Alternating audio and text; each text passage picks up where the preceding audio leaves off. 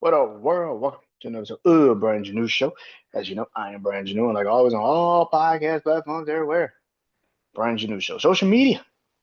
Instagram and Threads, Brand New. Facebook, The Brand New Show. And of course, TikTok, Brand New Show. Go follow me on all of those social media platforms. I deeply appreciate it. I deeply appreciate it. Um, so let's get into it. So for the last couple of weeks, for a month, I feel like a couple of months now, I've been podcasting, doing top 10 lists on the 90s, the 2000s, and the 2010s. And tonight, I started in music.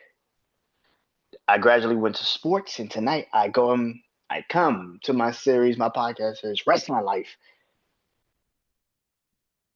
So, Wrestling Life 90s edition. So this is my top 10 wrestlers of the 90s. My top 10 wrestlers of the 90s. This is about to create some bullshit. Yeah. I can feel it already. I feel it. I felt that. Oh my God, I felt it. I feel it already. I feel it already. How crazy this shit about to get on social media. I feel it already. Again, like I always do, man. If you do not, if you do not like my list, then you can simply, and I mean this from the bottom of my heart, you can simply create your own fucking list. It's not that hard. It's not that hard. All you gotta do is get a pen, some paper, write it down. Even if you want to post it on social media, put it on social media. I put one on the social media today. Put it on social media. You can also tell them to fuck off, by the way. So you can do that too. So if you don't know how I do my top 10 list, or if you do, this is how I do it. I go from 10 to 1. I explain why I have these people on this list, why these wrestlers are on my list, and I explain why. Ready. I said, are you ready? We are officially here. At number 10, kicking off my list at number 10 is the man that just had his last match ever. And that is Bill Goldberg. Goldberg is at number 10. I would be 100%, and I mean 100% wrong if I did not put Goldberg on my list. The 90s Goldberg? 97 Goldberg? 96, 97? Ooh. The Street Goldberg? Yeah. Goldberg was that dude, man. When he came out of nowhere, he came out of nowhere. And he was a moment in wrestling. Like that dude spear your ass. Oh my God, that shit looked like it hurt her. Like it looked like it was a real spear. Like it looked like he really was tackling you. And then he'll jackhammer you. We never seen that shit where somebody rotated that entire body and put you down. That was just different, man. When he beat Hogan in the Georgia Dome, bro, they had it on Monday Night Raw. Then that weekend, they replayed the damn Nitro because it was just that goddamn impactful. Yeah.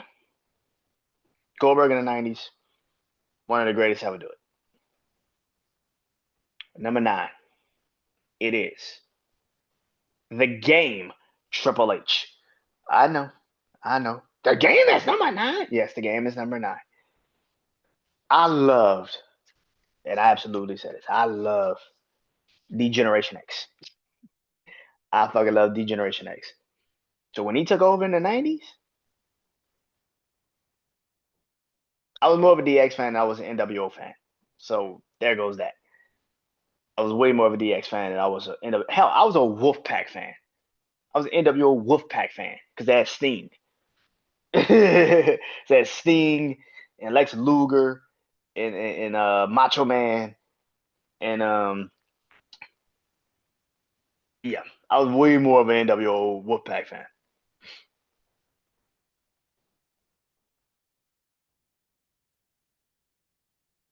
Triple H in the '90s, especially like mid to late '90s, was that dude. When he was with Shawn in China and they started DX, and the Rick Rube, different. But when he took over by himself, and it was China, and it was X Pac, and it was Billy Gunn, and it was Road Dogg, and they had that battle with the Nation of Domination, you couldn't tell me shit. You couldn't tell me shit at that time. You couldn't tell me shit about DX.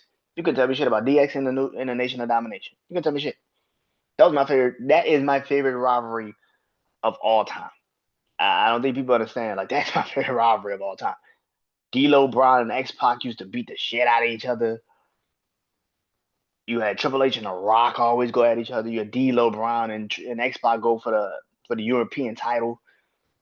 That was my childhood, man. Triple H in the '90s, and then of course, eventually he would align himself with Vince McMahon and Stephanie in the early 2000s. But the '90s, Triple H is when he became the cerebral assassin. Triple H. That's when the Sledgehammer came out. DX turned heel, and he became the biggest, baddest badass on the fucking planet. So yeah,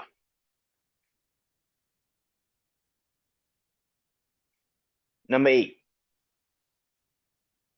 Chris Jericho. Chris Jericho in WCW was the man. I fought with Chris Jericho hard. I fought with Chris Jericho a lot in WCW, man. Chris Jericho was the man in WCW. Like I don't give a fuck what nobody say.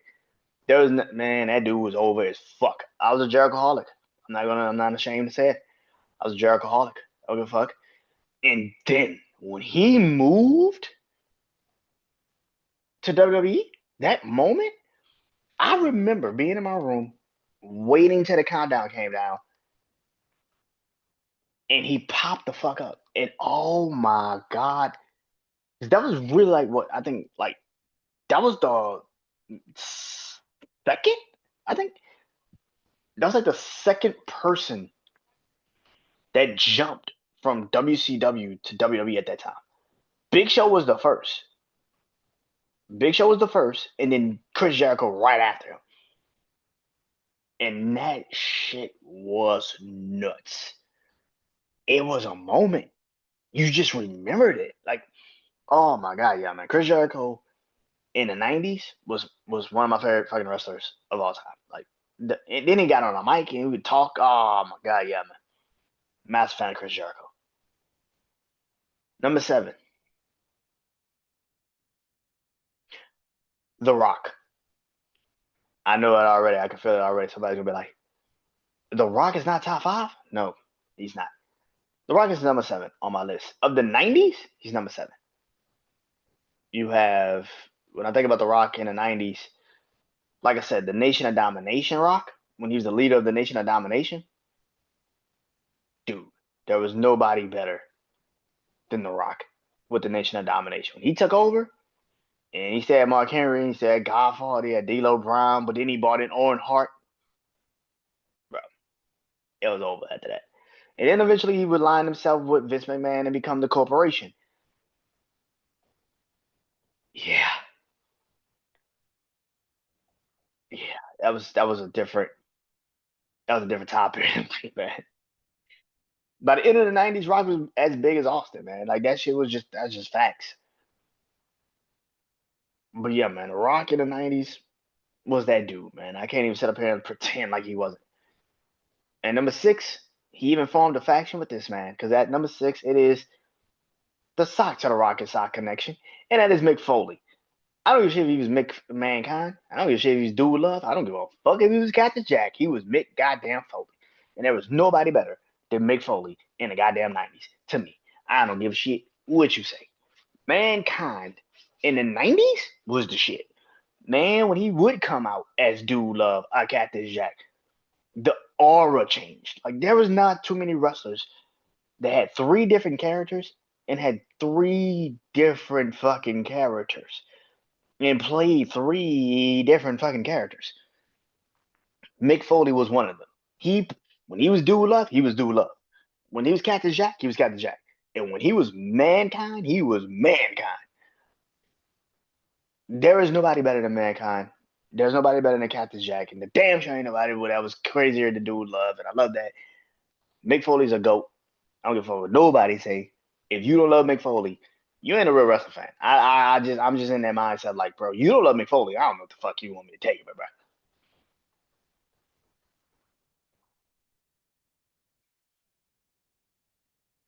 Before I get into my top five, I gotta recap it clearly.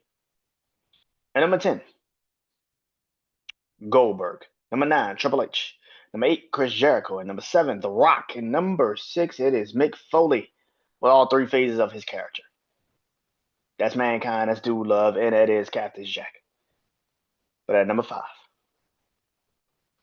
this might be a split, this might be a discussion, this might be people hating. There was nobody.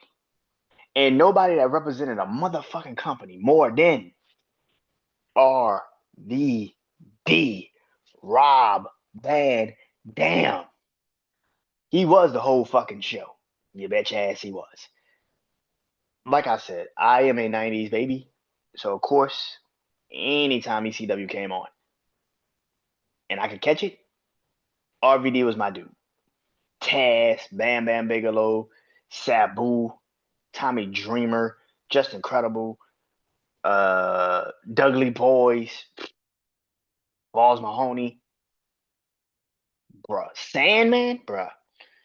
Jerry Lynn, but nobody, no one made me feel more like a ECW takeover.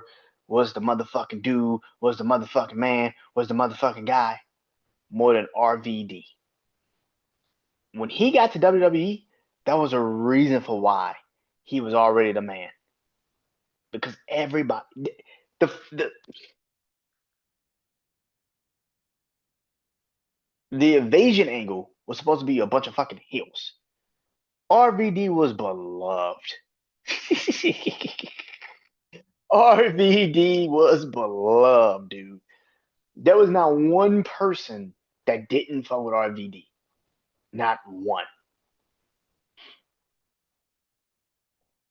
RVD was that dude, man. I don't think people understand. Like RVD was that fucking dude, man.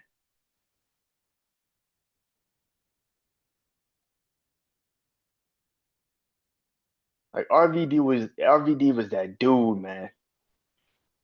He made ECW, man. Like that was my favorite wrestler for a good chunk of my childhood, and there's a reason for that because he was the shit in ECW. He was the man. There was nobody better than RVD in the '90s. He was my AJ Styles. He was my CM Punk. He was the Jeff Hardy. He was that guy for ECW. He was Mr. ECW. You couldn't tell me that he wasn't. So RVD is number 5 on my list. Number 4. Okay, maybe not RVD be the controversial one, but this is damn sure gonna be the controversial one. And that is DDP. Diamond Dallas Page. Bang! You don't understand Diamond Dallas Page. I don't think you understand what he was in WCW. When he got over, there was nobody bigger. There was no one bigger than Diamond Dallas Page. This man teamed up with Karl Malone to go against Hulk Hogan and Dennis Rodman in a match. This man was on Jerry Leto. Diamond Dallas Page was the fucking man. One of my favorite wrestlers of all time. Like people don't understand like how much I love this man. Like I fuck with Diamond Dallas Page, man. I talk about this all the time. His rivalry with Raven, one of my favorite rivalries in WCW history. I wish I could find those matches, because those matches were great. They used to battle over the U.S. Championship. Oh my god, man, the matches were fucking amazing. The best Goldberg match he's ever had in his career was with Diamond Dallas Page.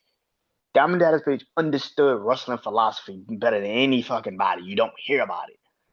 But Diamond Dallas Page is that fucking dude.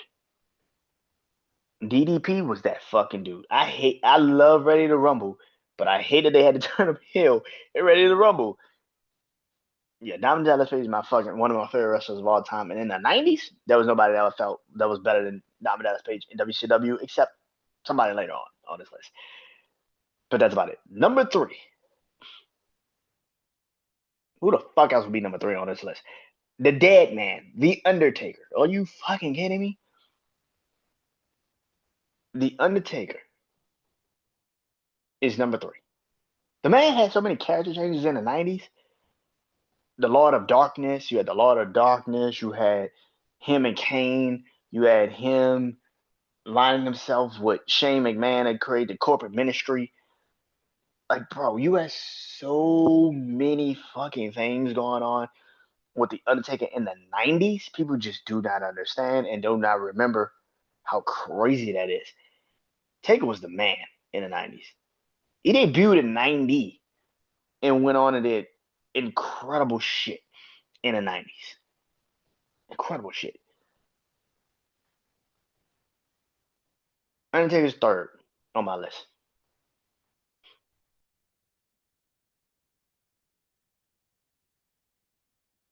Number 2 is Sting. Oh, fuck yeah. Sting is number 2. I don't care what nobody say. That period of time where Sting didn't talk, but told the best story probably in wrestling at that time. The fact the man didn't even talk, he would just fucking come down off of some fucking place in the arena and just come down, hit the floor, take the shit off, go in the ring, and fuck the NWO up. That was the best part of my childhood. I don't think you understand that. Like, when Sting would pop up and fuck up the NWO, that was the best part of the childhood. And they would leave WCW in their shows with that being the cliffhanger of Sting just popping up beating the shit out of the NWO. Just popping beating the shit out of the NWO. Sting was that. He was that game changing, that life altering guy.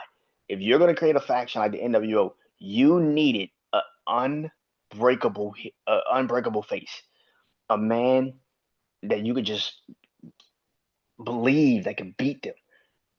Sting was that fucking dude. There is nobody like how Taker is to WWE, Sting was to the fucking WCW.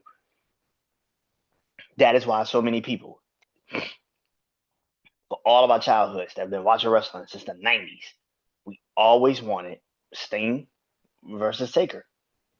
That was it. That was the match. If we ever got Sting versus Taker, what would have happened? I still to this day, Prime Sting versus Prime Taker, what would have happened? If Sting actually came to WWE when his contract expired in WCW, could we have had Taker and Sting in one of those WrestleMania matches? Let's say WrestleMania 23. It's not Taker and Batista, or it's Taker and Sting WrestleMania 22. And it's not Taker and Mark Henry in Chicago. What about Hollywood? It's not Randy Orton. It's Taker and Sting. Yeah, Sting was that man. He was the franchise player of WCW, and that was the reason for why he is called the icon. But at number 1, comes to '90s wrestlers, you can hate it, you can debate it, you can cry about it, you can bitch, moan, and complain. Ain't nobody like Stone Cold motherfucker Steve Austin. That is the number 1 wrestler in the '90s. When Stone Cold became the guy, oh motherfucker, did he become the guy? He became that dude. There was no, and I mean nobody, that touched Stone Cold Steve Austin in a conversation of one of the greatest wrestlers of all time. He is the reason for why the gates got filled. He is the man. He was the fucking wrestler. You have no idea. My brother had a Stone Cold University shirt. I always wanted that fucking shirt. I can never fit it. That motherfucker couldn't even fit it. But that man, he couldn't even fit it. Well, that fucking shirt was some of the most popular shirts. Austin still to this day has popular shirts. People still want to wear the Austin 316s and everything. Stone Cold is the greatest wrestler, one of the greatest wrestlers of all time. But in the 90s, there is no one. He didn't need a faction. He didn't need shit. He was just Stone Cold Steve Austin. Stunning every fucking body. And when his fucking theme music hit, put the shit to bed. It was over. Put the shit to bed, man. Put the shit to bed. It was over. Stone Cold Steve Austin was the man. And there's nobody that could touch him. Ever. Let me recap this list before I get off here. Number 1, Stone Cold Steve Austin. Number 2, Sting. Number 3, The Undertaker. Number 4, DDP. Number 5, RVD. Number 6, Mick Foley. Number 7, The Rock. Number 8, Chris Jericho. Number 9, Triple H. And number 10 is Goldberg. That is it. I'm staying in the 90s. It's 90s tag teams next list. Oh shit. 90s tag teams next list. That's going to be pretty goddamn interesting to see. I cannot wait for that one. That is next week. I am Brandon Janeau. This is Wrestling Life. Peace.